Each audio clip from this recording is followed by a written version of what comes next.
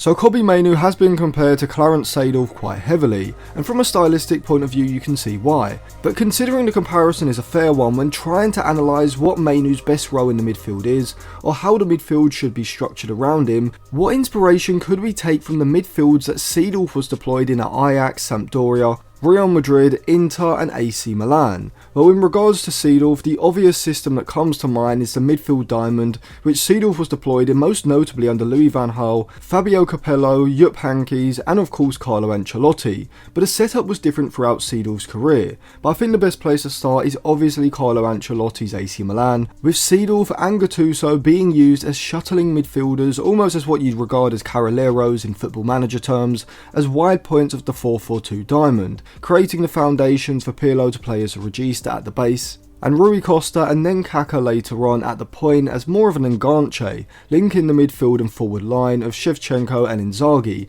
with their playmaking abilities. Now Seedorf certainly wasn't the star in the AC Milan midfield in terms of being the player who the system was built around. That was mainly Andrea Pirlo but also Kaká and Rui Costa, but Seedorf alongside Gattuso were arguably the most important, and this was because of the defensive qualities and energy that Seedorf and Gattuso brought, protecting Pirlo defensively, making sure he wasn't left isolated in the centre of the pitch, but also providing the defensive structure behind Kaká or Rui Costa to take away some of their defensive responsibilities and allow them to hold higher positions out of possession rather than having to track back into wide areas. But if you, like me, are a massive fan of former legends like Kaká, Pirlo, Seedorf, Rooney, Ronaldo, whoever it is, then go over to Jersey FIFA. They've got all the Manchester United retro jerseys through the 90s and 2000s, as well as from other club and international sites as well. If you use code Atlantis at checkout, you'll get a discount. A link will be in my Instagram bio, which I will leave linked in the description. From looking at Ancelotti's setup from 2002 to around 2005-2006, it's clear to me that Mainoo could be just as integral to the structure of a United midfield diamond as Seedorf was for Ancelotti's at Milan. Bruno Fernandes is a playmaker who, like Kaká and Costa, is perfect to play at the top of the diamond, as I've always thought that Fernandes should be considered more of a forward rather than a midfielder, in the sense that you want him in your front three rather than the midfield three,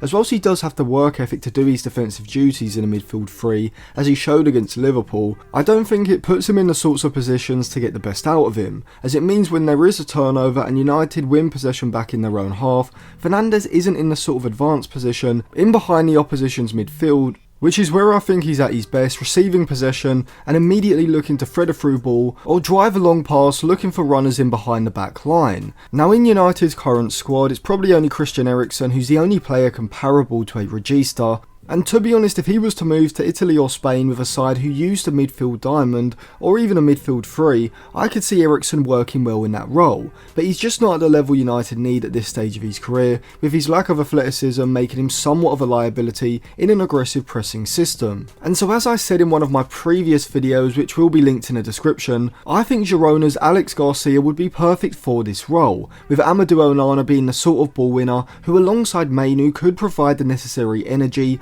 ball winning ability and defensive protection for Garcia at the base and Fernandes at the point of the diamond, just as Seedorf and Gattuso did for Pirlo, Kaká and Rui Costa. And playing as a wide point in a diamond was a constant theme throughout Seedorf's career, and if you look at the most successful sides that he was in, they most often used a diamond of some sort, with his Champions League winning medals at Ajax, Real Madrid and AC Milan all stemming from a diamond system. But even though the diamond was consistent, what differed was the players at the base and at the point of the diamond. At Ajax in the early to mid 1990s under Louis van Gaal in a Johan Cruyff influenced 3-4-3 diamond, it was Frank Rijkaard at the base of the midfield, being a centre back and a back four defensively, but playing that libero role that Guardiola would play for Johan Cruyff's dream team, and a traditional playmaker in the form of Jari Littmann playing ahead of Seedorf and Davids. Under Jupp Heynckes in Real Madrid's 97-98 Champions League winning season, it was more of what I guess in football manager terms you define as either a Segundo Volante, or maybe a more conservative description would be a roaming playmaker, a holding midfielder with the creativity of a regista like Pirlo, but the Argentine Fernando Redondo's best attribute was his ball carrying ability,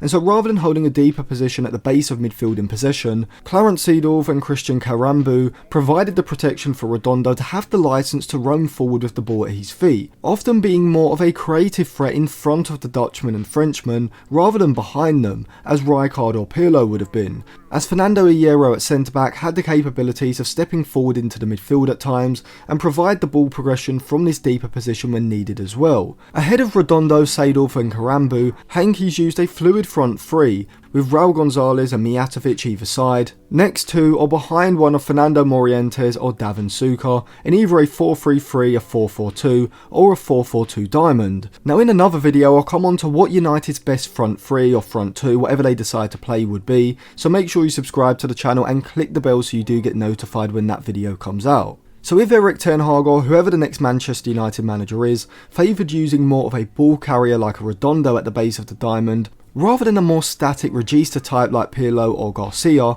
who would be a good option? Well, the dream option would be Frenkie de Jong, who is probably the closest player around to Fernando Redondo in the modern game. Now the big benefit of having a player like Redondo or de Jong at the base of the midfield, with Mainoo and another Carrilero shuttler type midfielder, compared to having a deeper line playmaker like Alex Garcia, is that de Jong, like Redondo, has a unique press resistance, being able to receive the ball under pressure with his back to goal, and using body feints as well as drops off the shoulder, unbalancing the pressing player, to then allow him to turn out of the pressure and drive the ball away from the opponent, out of the opposition's press into the middle third or the opposition's half. Whereas with a more static regista who doesn't have this sort of fluid ball carrying ability, he's not going to be able to play out of pressure as easily on his own, requiring De Zerbi-esque short and quick passing sequences with his teammates in order to play around and out of the press, and so in short, de Jong can play out of pressure on his own, whereas registas like Alex Garcia, Hakan Çalhanoğlu, or even someone like Enzo Fernandez if he was to play there, the system, strategy and players around them carry a lot more importance.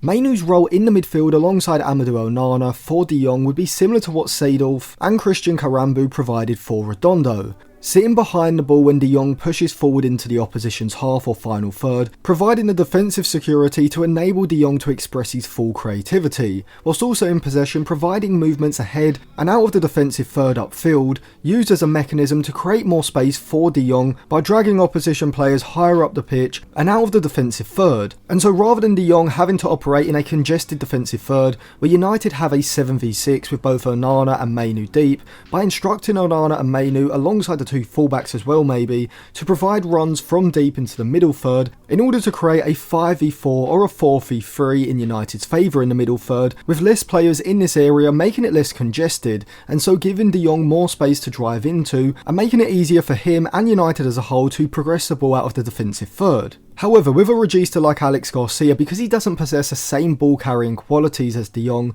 you want Onana and Mainoo as well as the fullbacks as well in deeper positions in the defensive third, being closer to Alex Garcia to enable United to work the ball through the press with a series of short passes, rather than relying on a player like de Jong to twist and turn out of pressure and drive the ball out of the press themselves. In a back three possession system such as the one that Louis van Gaal used at Ajax, with one of the centre-backs pushing out and playing that role that we saw Frank Rijkaard play as a libero, Mainoo and Onana's roles would be similar to playing with a regista, having a greater licence to push further forward in the final third, with the regista often sitting behind the play in front of the opposition's midfield line in possession, with Onana but particularly Mainoo can push up between the lines in behind the opposition's midfield line a lot more frequently, rather than having more emphasis on being the water carriers in the midfield, providing defensive stability for a roaming playmaker like de Jong. In my opinion, I think utilising either a Pirlo-like regista in Garcia or more of a roaming playmaker like Redondo in de Jong can both work with Mainoo